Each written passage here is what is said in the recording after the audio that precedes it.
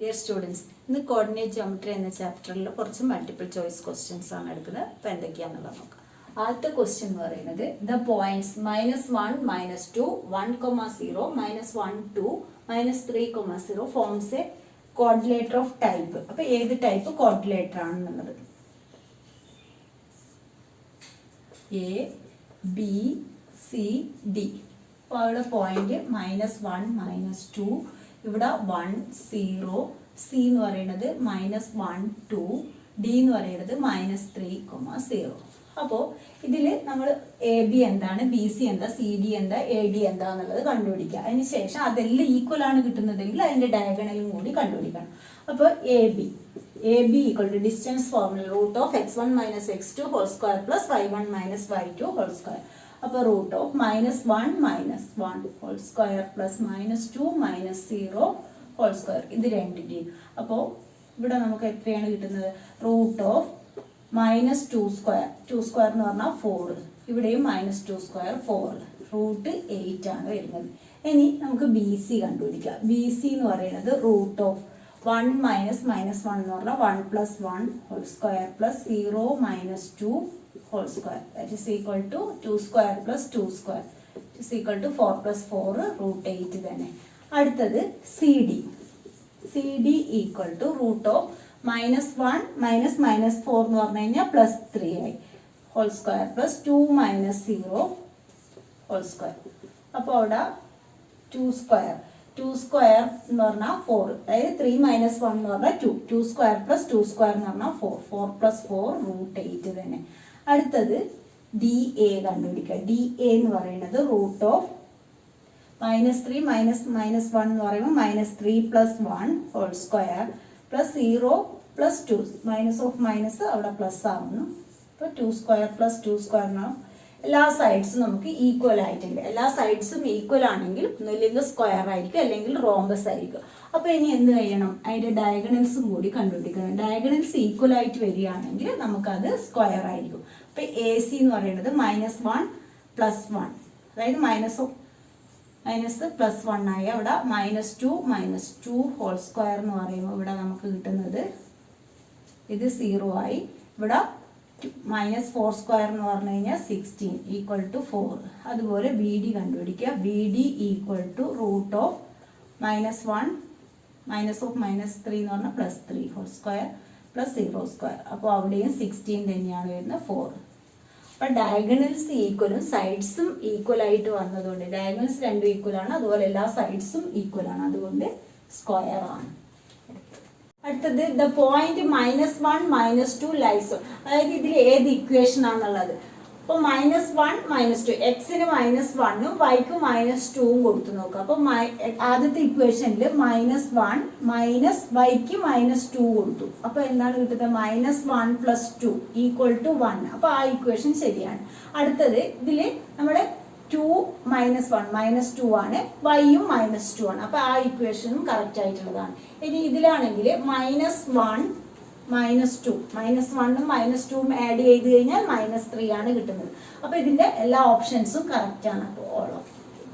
അടുത്തത് if OP/3, 4 is the midpoint of the line segment joining the points P -6, 5 and Q -2, 3. The value of P ആണ് നമുക്ക് കണ്ടുപിടിക്കേണ്ടത്. അതായത്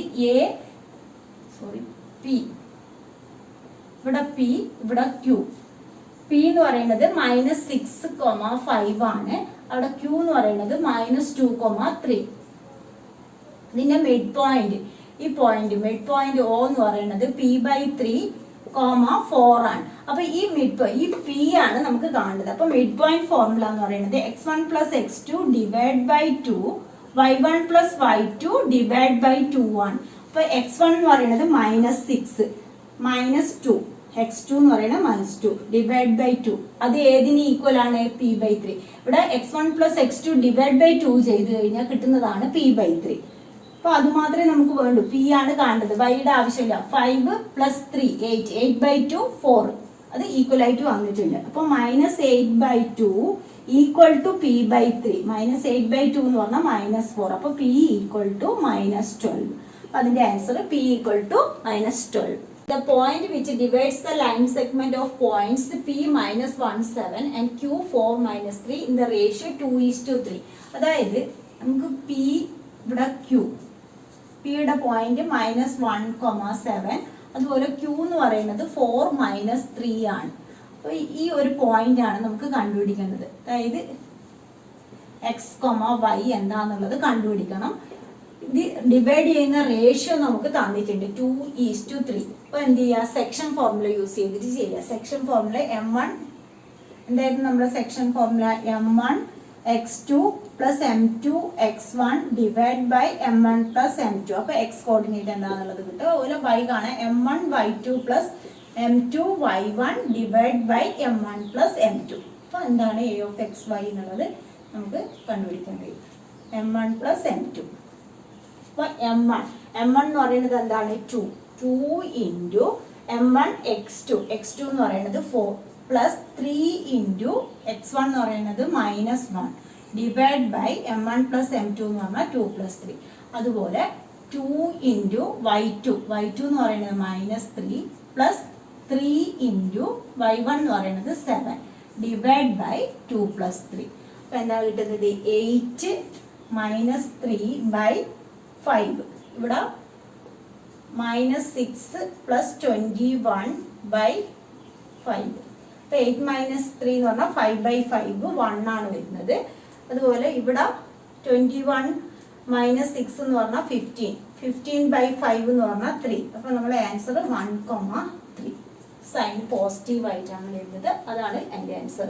ഇനി അടുത്തത് അതിൽ the ratio in which the line segment joining the points P -3, 10, Q 6 minus 8 is divided by -1, 6. അതായത് P Q ഇവിടെ O എന്നുള്ള പോയിന്റ് -1, 6. ഇവിടെ നമുക്ക് റേഷ്യോ ആണ് കണ്ടുപിടിക്കേണ്ടത്. P എന്താണ്? -3, 10. Q എന്ന് പറയുന്നത് 6 മൈനസ് 8.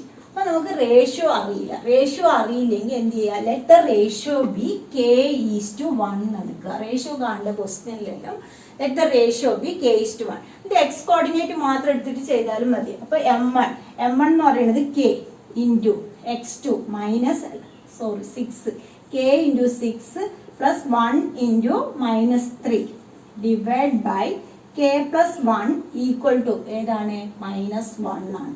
അപ്പോൾ 6k minus 3 equal to -1 into k plus 1. അപ്പോൾ 6k minus 3 equal to -k minus 1. k ഇങ്ങോട്ട് കൊണ്ടുവരിക, 3 അങ്ങോട്ട്. അപ്പോൾ 6k plus k equal to -1 -3 ഇപ്പുറത്തേക്ക് പോകുമ്പോൾ +3. അപ്പോൾ 7k equal to 2.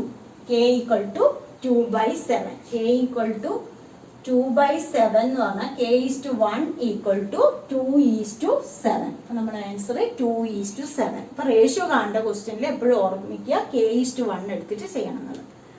The perimeter of a triangle with vertices 0,4, 0,0 and 3,0 is. അതായത് perimeter, നമുക്ക് ആ ട്രയാങ്കിളിന്റെ പെരിമീറ്റർ ആണ് കാണേണ്ടത്.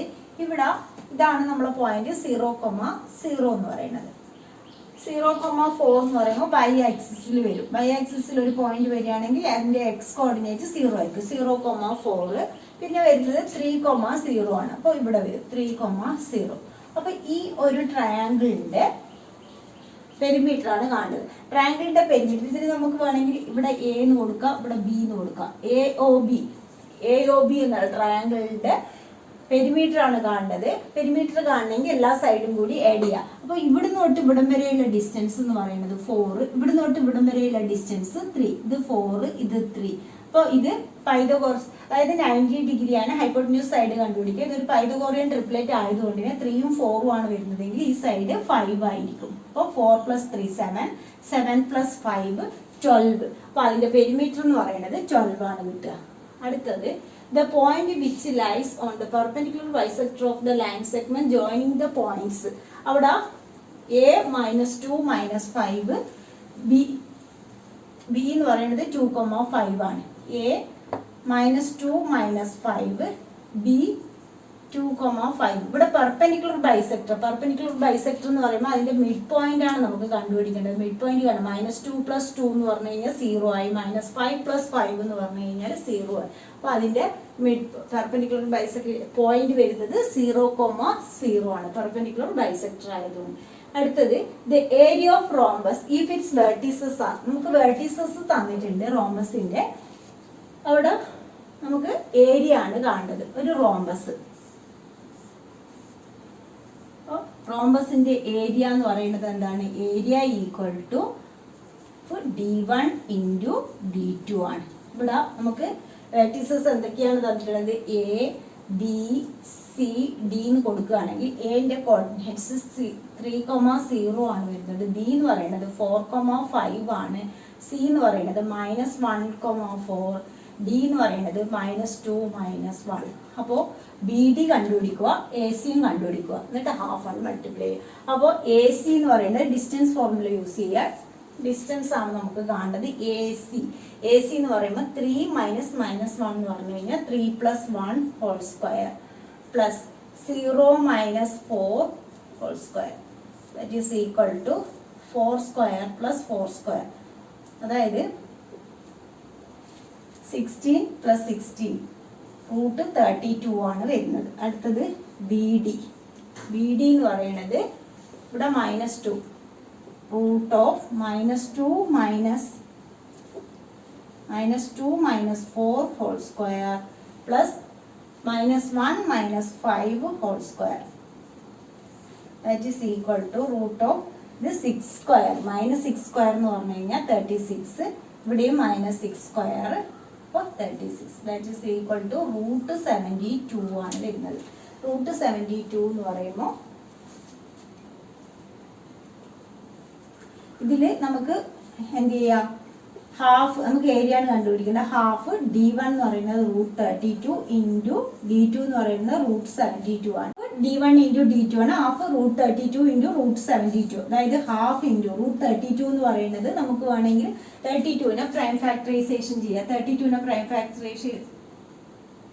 ഫാക്ടറൈസേഷൻ ചെയ്യുമ്പോൾ 1 ഇവിടെ 6 4 4, അപ്പോൾ 4√2 എന്ന് വരും. ഹാഫ് × 4√2 എന്ന് വന്നു. 72നെ പ്രൈം ഫാക്ടറൈസേഷൻ ചെയ്യുമ്പോൾ 72 2 36 6 6 6√2 എന്ന് എഴുതാം. അപ്പോൾ ഇതിനാ √2 × √2 2, ആ 2 ഈ 2 ക്യാൻസൽ ആയി. 6 × 4 എന്ന് പറയുന്നത് 24, അപ്പോൾ 24 സ്ക്വയർ യൂണിറ്റ്സ് ആണ് വരുന്നത്. അപ്പോൾ അങ്ങനെ കണ്ടുപിടിക്കുക. Area of rhombus half d1 × d2, രണ്ട് ഡയഗണലിനെ മൾട്ടിപ്ലൈ ചെയ്ത് കഴിഞ്ഞാൽ നമുക്ക്. ഇന്നത്തെ ക്ലാസ് 3 നിങ്ങൾക്ക് എൻ്റെ ക്ലാസ് ഇഷ്ടമായിലേക്ക് അതും ഇതുവരെ സബ്സ്ക്രൈബ് ചെയ്യാത്തവരാണ് സബ്സ്ക്രൈബ്